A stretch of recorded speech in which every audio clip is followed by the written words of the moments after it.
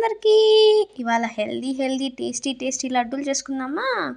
నువ్వులు, బెల్లం, కొబ్బరి ఉంటే చాలండి మన టేస్టీ హెల్తీ లడ్డూలు రెడీ.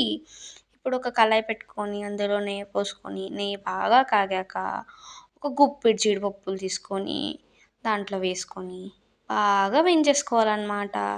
ఇవి బాగా వేయించుకున్నాక తీసి పక్కన ఒక ప్లేట్లో పెట్టేసుకొని దాంట్లోనే కొబ్బరి ఉంది కదండీ! ఈ కొబ్బరి ముక్కల్ని చక్కగా వేయించుకోవాలి. మంచి కలర్ వచ్చేదాకా వేయించుకొని, సేమ్ అదే బాండీలో మన నువ్వులున్నాయి కదా! అవి కూడా వేయించేసుకోవాలనమాట.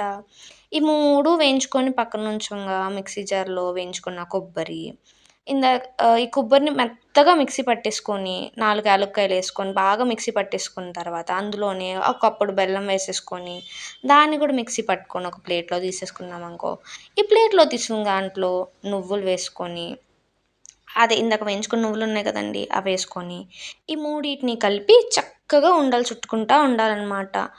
తా ఆల్రెడీ ఎలాగో నేతిలో వేయించాం కదండీ! ఎక్స్‌ట్రా నెయ్యి మీరు కావాలంటే వేసుకోవచ్చులే గానీ అవసరం లేదనమాట. చూసారా మన టేస్టీ హెల్తీ లడ్డూలు రెడీ అయిపోయాయో! ఇందాక వేయించుకున్న జీడిపప్పులను చక్కగా పైనేసుకొని గార్నిష్ చేసుకోవడానికే తప్ప నార్మల్‌గా తినేయొచ్చు మనం. సరే ఇదెలా వచ్చిందో ట్రై చేసి నాకు కమెంట్ చేయండే. Like, share and subscribe to అమ్మ వంట నా తంట.